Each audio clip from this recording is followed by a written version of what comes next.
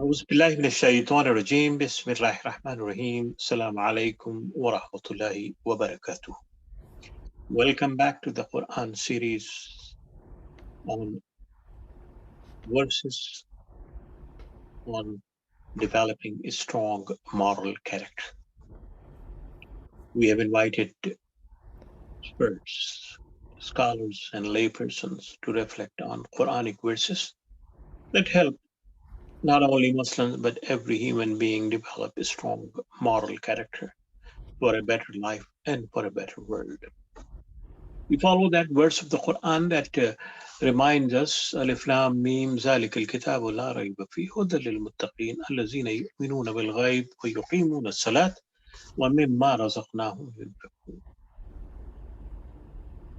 That this book that has been bestowed and given by God Almighty is perfect, and there is no doubt in its contents and its message. And it provides guidance to those who are conscious of themselves and conscious of the existence of God, who believe in things that are beyond one's comprehension, and who establish prayers and give out what God has given them. Today with us is a young sister who grew up here studying at UCLA and other places, studying psychology, studying sociology, and basically participating in community affairs and community development.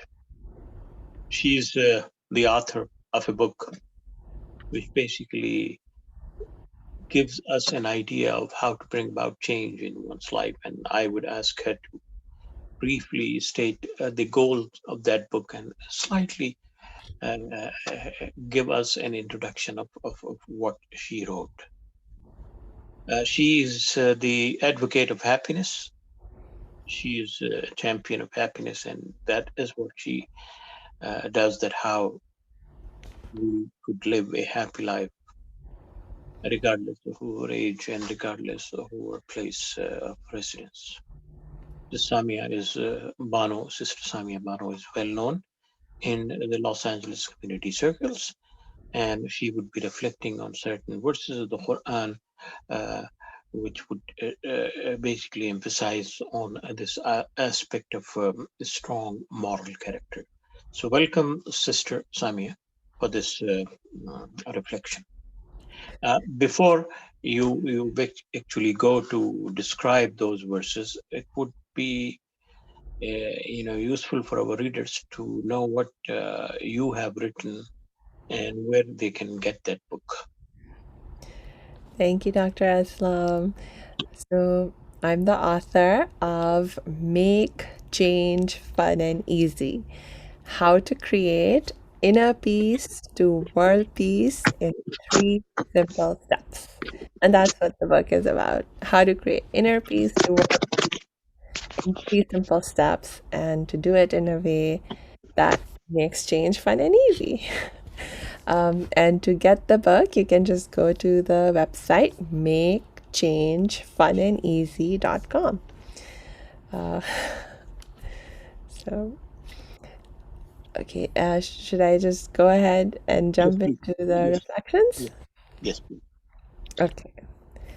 All right. So, the theme that I will be talking about right now is charity. And more specifically, I selected 3 verses from the Quran that I think sort of give us big picture perspective on why or what the Islamic reasoning or understanding is of charity, what it means, and why we do it. So, the very first verse actually comes from chapter 57, verse number 7.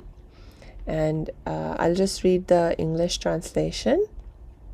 And it says, "Believe in Allah and His Messenger, and spend of that which Allah has made you trustees.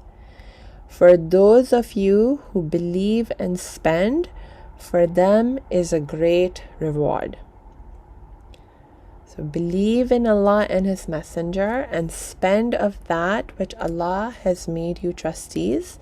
For those of you who believe and spend, for them is a great reward. So I think there's two main points that I really took from this particular verse.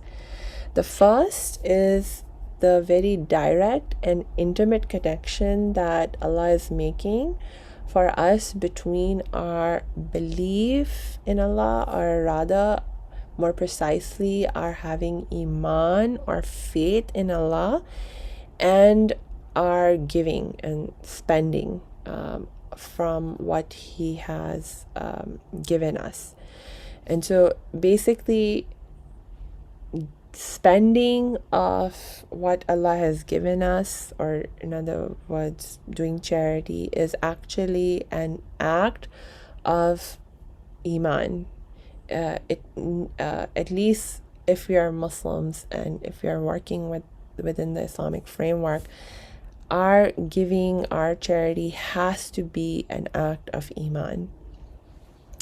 And the verse is the second big lesson that the verse is teaching us, is that whatever we have, it's been given to us by Allah, and we are only the trustees of it.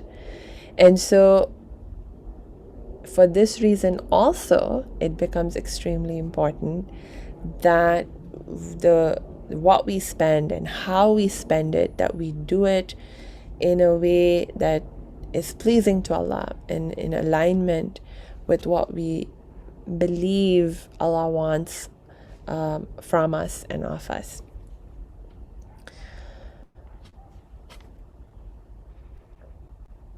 I also was thinking, when I thought about having belief in Allah and how that is the reason for me to be spending, to be giving, well, what is it that I'm believing in, more precisely?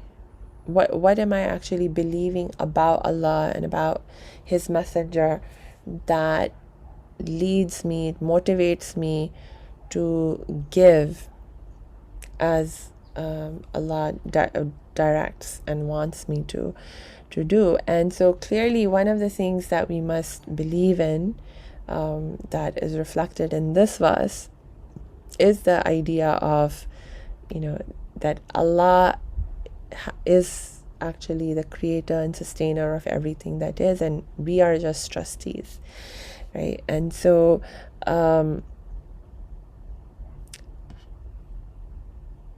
if we are just trustees,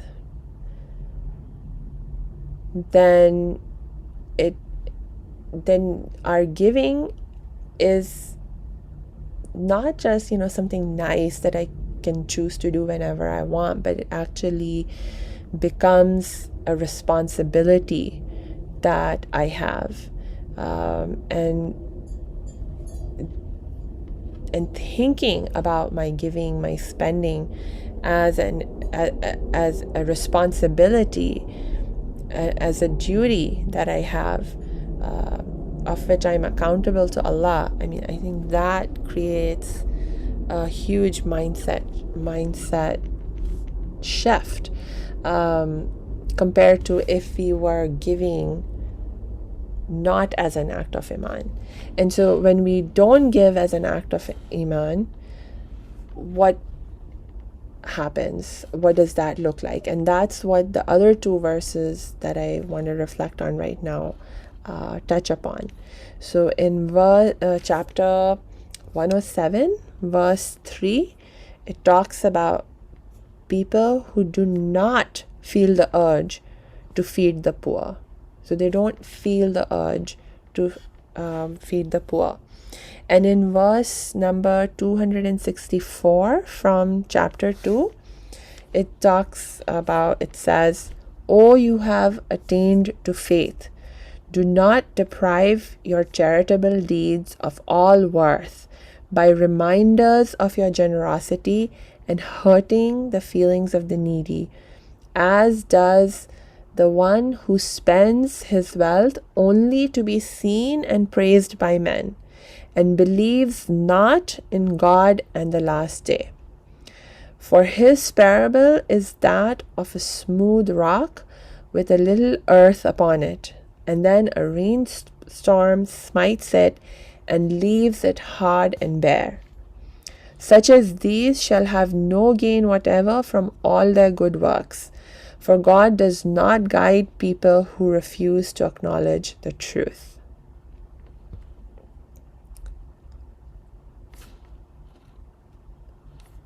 So in this verse, again, you see the theme is picked up, making the connection between doing charity and having faith and believe in Allah and the last day. Just like in the very first verse we started our reflection with. But here it also talks about the other motivation that people can have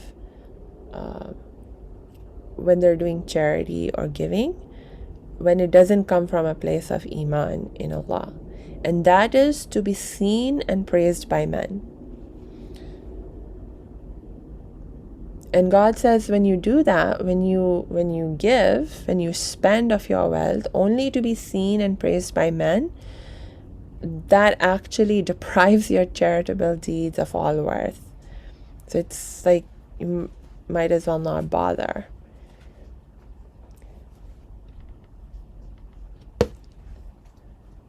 And I was, as somebody who has, studied psychology and teaches psychology in my work, when you look at the psychology of arrogant people, and this is, like somebody who is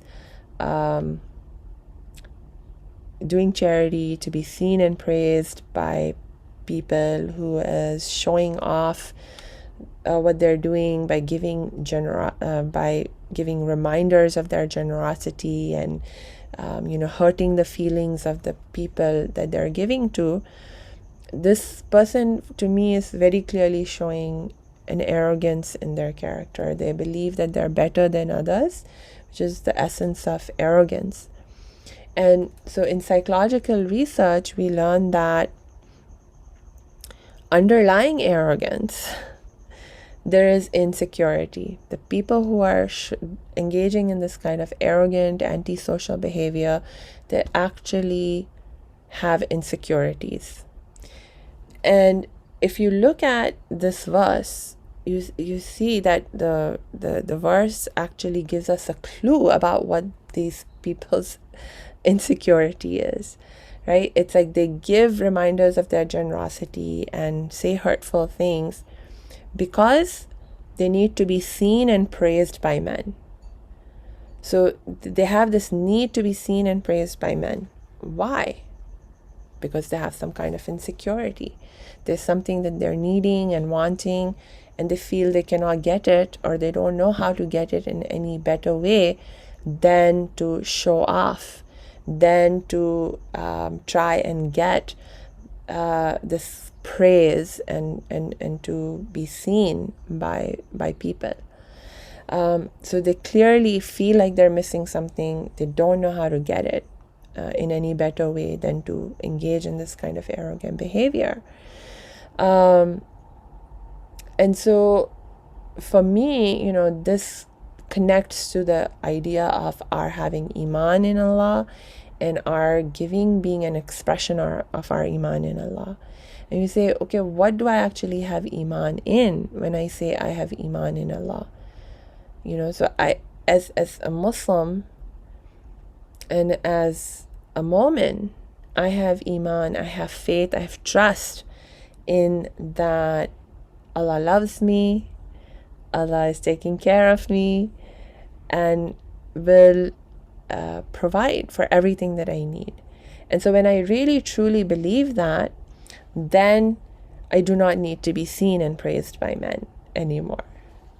So it's only insofar as I might have that urge, this is an indication that I need to deepen my iman, my faith, my trust in Allah, that Allah is taking care of me, sustaining me, protecting me, fulfilling all my needs, and so forth. Another point that I really think is very important to make in reflecting on this verse is the idea that is the idea of like, what does it actually take? Like in this verse, Allah is instructing us to not give reminders of our generosity and be hurtful in our behavior towards those that we give to.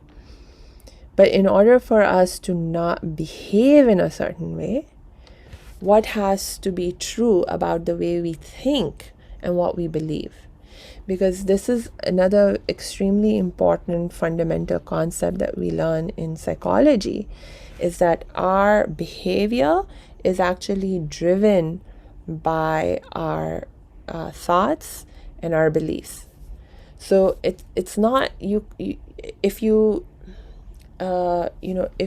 if you, for example, think of yourself as a very generous person, as someone who's doing amazing charity and is very benevolent and so forth because of all your giving. If you believe that about yourself, if you think that about yourself, you won't be able to help but act in a way that reflects those beliefs and those thoughts. You will then, among other things, be wanting to give reminders of your generosity and so forth. So if you are to not behave in this way, then you also have to make sure you're not thinking things and believing things that will lead you to behave in this way. So to not think of myself as this amazing, generous person who's giving and helping others. And so then that goes back to the first verse we were reflecting on, where Allah tells us, hey, this is not about you. You are just a trustee. You are just an instrument of how Allah is doing His work. So, watch yourself.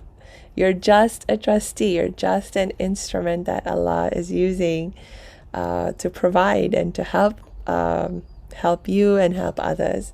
So no need to get on such a high horse. Yeah. Okay. So I think that's the main point that I wanted to make. Thank you very much for this wonderful reflection. You raised two very important issues. One is that our outward behavior is a reflection of our inner thoughts. But sometimes we ourselves know that there is a contradiction between our behavior and our inner thoughts. I put up a show. We create a facade around us. Yeah. We pretend what we are not. And certainly, I mean, this ayah that you quoted and the other two ayahs that you also focused on, that is spending, if it is done with the pure intention of, pleasing God in the sense that you are returning to His creation, what He has given you, then the chances of having this double standards and double faces are minimum. What would you suggest people should do to synchronize their inner thoughts with their outward behavior? And do you think that by giving selflessly would help them achieve that? Yes. it's interesting, the idea of giving selflessly. Actually, this was another thought that came to me when I was thinking about the very first verse, where it talks about, for those of you who believe and spend, for them is a great reward. So it's like, on the one hand, Allah is very clearly telling us that giving is a duty, is an obligation, is an act of iman that we must engage in. And on the other hand, Allah is telling us that if you do this, there's great reward. And if we read the rest of the surah, the verses that come before and after, it actually talks about what that reward is. And we are told that Allah will multiply anything that we give manyfold, and give it back to us. Allah tells us that the reward will our being in the light on the day of judgment. The reward will be our being in gardens under which rivers flow. So I mean, amazing, amazing rewards, right? And so, You in know, one way, it's kind of like, how can I even, what does it even mean to give selflessly when my giving gives me such great rewards? but I think as a psychologist, you would agree that beyond all other kind of rewards that Allah has promised or that people long for, the inner peace is the greatest reward that any human being can have. Mhm. Because if you are at peace with yourself and you have reconciled with what you are, and you basically content about your conditions, then certainly you are in a better position than anyone else in the world. You are just flying over the moon. So it is in that particular context, I think, that Allah subhanahu wa ta'ala is mentioning that it is indeed a matter of your own self improvement and self satisfaction as well. Other rewards would come. They would Yes. come, but the best reward that you would get in this life is the reward of being, you know, self-content and feeling self-fulfilled and be happy. And that is, I think, what each one of us looks for. Each one of us looks for happiness in our life, no Yes. matter whether it is the happiness in the family, it is the happiness in the spouses, the happiness in children, in money, in houses, and all those kind of things. And Mhm. that happiness is determined on the basis of what the society tells us the criterion for happiness. But Allah is telling us that our criterion of happiness is inner peace, and the inner peace would comes when we act in a selfless manner. And definitely, you also brought up other issue of arrogance, which is basically the evil of human society. Many societies have been destroyed as a result of that arrogance. How do you think we can help ourselves overcome arrogance? Yeah, so again, the definition of arrogance that I use, that I find really helpful to keep in mind, is the very simple idea of thinking you're better than better than someone else or others. So when you think you're better than others or someone else, that's arrogance. That's the essence of the arrogant attitude. So, how do you overcome it? I mean, it's about, again, seeing the truth, the reality, more deeply, that Allah is showing us, right? That we are literally just trustees. Like, if I have anything that I think I have to be proud of, that if, or that anything that I am arrogant of, or because of which I feel arrogant or better than others, to be able to see the truth, the deeper truth, that it's not really mine, that it's all from Allah and it's all about Allah, and so forth. So it's just about figuring out, how can I see that deeper truth and that deeper reality in any given situation where I find myself being arrogant, and to actually, the bigger challenge personally that I find is becoming aware of when I'm arrogant, because it can really creep up on us, and sometimes we are being arrogant and we don't even realize we're being arrogant.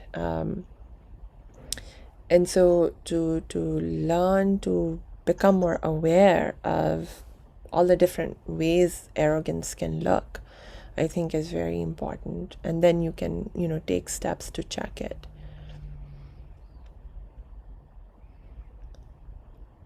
I can give Thank a you very much oh sure. for this wonderful presentation. Inshallah, we will be back tomorrow with more from the sister, and she would be reflecting on some other verses also. So inshallah, have a good night, and may Allah subhanahu wa ta'ala bless you all in these holy months of in this holy month of Ramadan. Thank you very much. Assalamu alaikum wa rahmatullahi wa barakatuh.